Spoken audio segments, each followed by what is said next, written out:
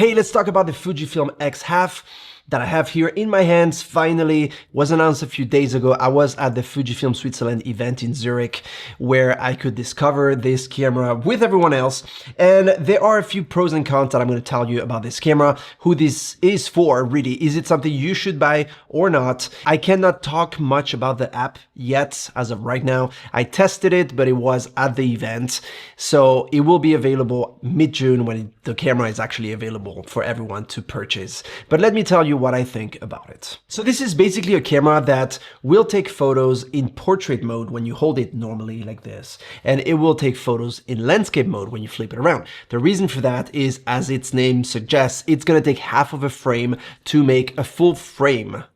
That sounds interesting. But what I mean by that is you can take a photo and then you flip the lever like so, and it will allow you to take another photo. It's basically going to do a collage and put them next to one another. And you're going to have one photo with two frames. You can also put one photo, one video, two videos, two photos. So you can really play around with that. There is an interesting mode, and that's, I think, my favorite thing about this camera, is the fact that you can shoot in an analog film simulation. So on top of having the film simulations like we had with Fuji for many years now, you can also shoot now in an analog type of way. So what that means is you're going to go into a mode called film or analog mode, and you can choose the amount of photos that you want to take in that film. So it can be a film roll of 36, 54 or 72 shots.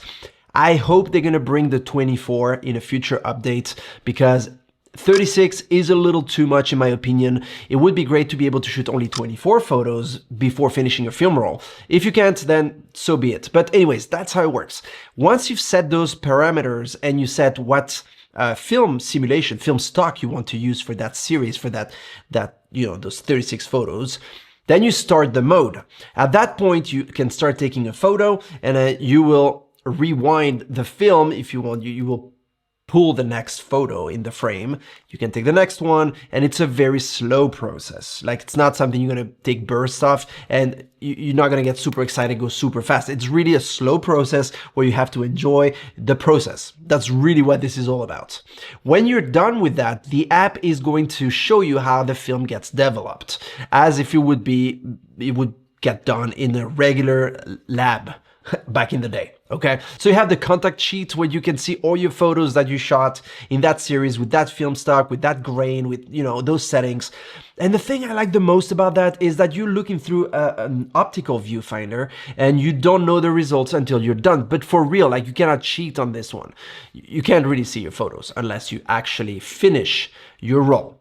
And that's something I must say is very, very interesting. So it does look like a rangefinder camera, like a little point and shoot, but with the technology that we have today, the film looks, the grain, you can play with the exposure compensation, the EVs right here.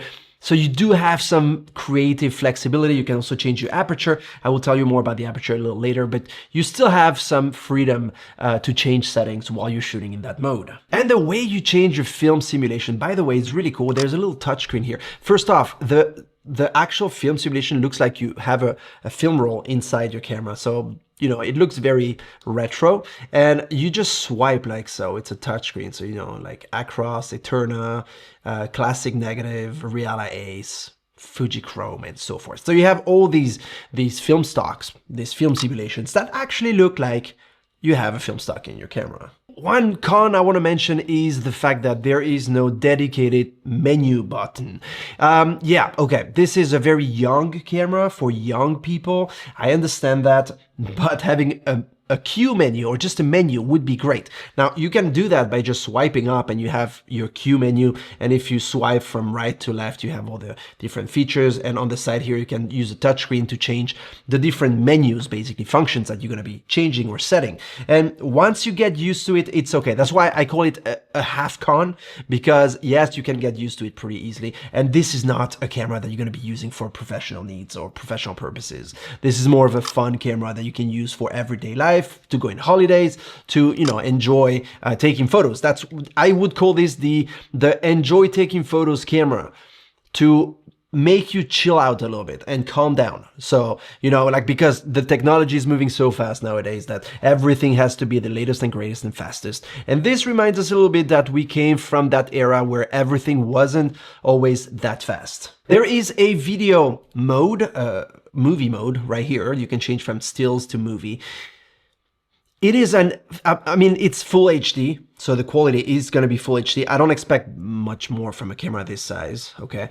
But it is also just, it doesn't have any IBIS, or it's not stabilized at all. Even the digital stabilization is not there. So using this is going to be a little bit tricky unless you have it on the tripod, which you can put, you know, there's a little mount here. You know, if you're going to do that, then okay. But I think full HD, no stabilization, 2025 defeats a little bit the purpose of, you know, having the video mode. So that's one thing I would have removed, and instead I would have put a menu button. I was talking about the size, and the size is spectacular. This thing is really tiny. It's hard for me to show you how small it is, but if you compare it to my hand, and again, I have small hands, but you see, it's rather tiny, I would say. It's a very tiny camera. This can really go anywhere. This is really a pocket camera. You can put it in your purse, in your back pocket, in your backpack, in any bag. You can put it in a little sling. You can really have it with you anytime, and it's very convenient. By the way, you can also use the little lever here by pressing it down, and it will show you the last photo you took and the film simulation you used. And when you let go, it goes back to your current film simulation and the live view. In terms of sensor and resolution, we're talking a 1-inch sensor with 18 megapixels. What does 1-inch sensor mean? It is very tiny. It's true. It is not an APS-C by all means, and it is not even a Micro Four Third. But per what I've seen on other cameras that have a 1-inch sensor, specifically drones, the quality is not bad. The only thing you have to be aware of is having such a small sensor means that you can't go in low light, as well as having a bigger sensor. In fact, going above 800 ISO is a little bit too much. You're just stretching it. So this is a camera I would say you can use so long as there is enough light to lit up your photos. There is only JPEGs. That is my biggest beef about this camera. But at the same time, do I really need to have RAW on a camera like this? This is not a camera, just the fact that it's so small, so compact, it's like there are things that they can't really add to it. And most of everyone or anyone that will want to buy a camera like this will be to take photos and use them straight out of camera. So having RAW isn't really necessary for the public that will be using this camera. Not everyone knows how to edit a RAW file, what to do with a RAW file. And honestly, for the purpose of the camera, I think it's actually a good move to not have RAW. It has a 10.8 millimeters for 1 inch. So it is basically a 32 mil in full frame equivalent. So it is quite wide. As you can tell, it is around 20 millimeters for APS-C, around there, which is pretty wide, but I think it's good because it's just perfect to take photos of pretty much anything. Daily, everyday life, fun photos. It has an aperture ring, a physical aperture ring. This is cool, it's cute.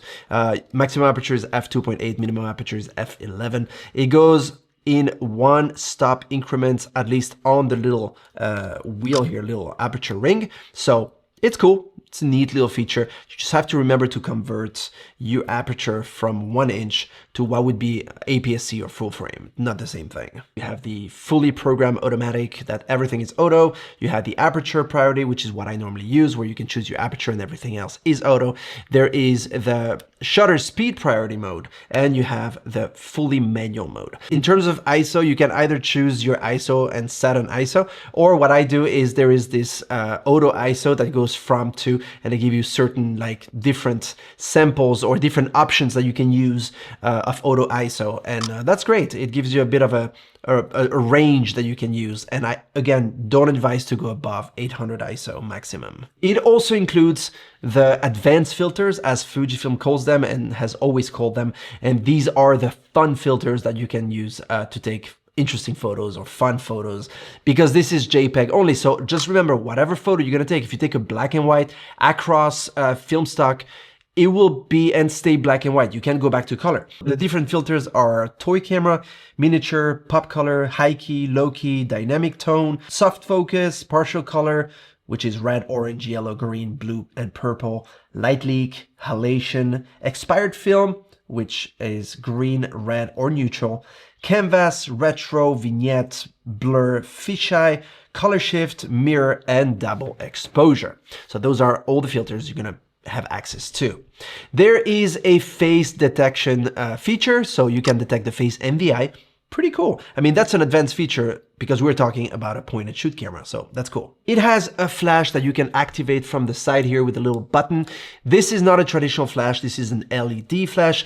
Don't know if they went for this because of battery purposes or size or looks or I don't know, but it is nice on the face. It gives a nice little, it opens up the shadows pretty well, pretty nicely. I would have preferred to have a traditional flash though, like we find on the X106, for example. There is a cold shoe on top. I first thought it was a hot shoe, so I thought you could put an external, like, you know, trigger and flashes and so forth. I wanted to do the test when I came back to the studio, and when I removed the little cover here, I noticed that it is a cold shoe.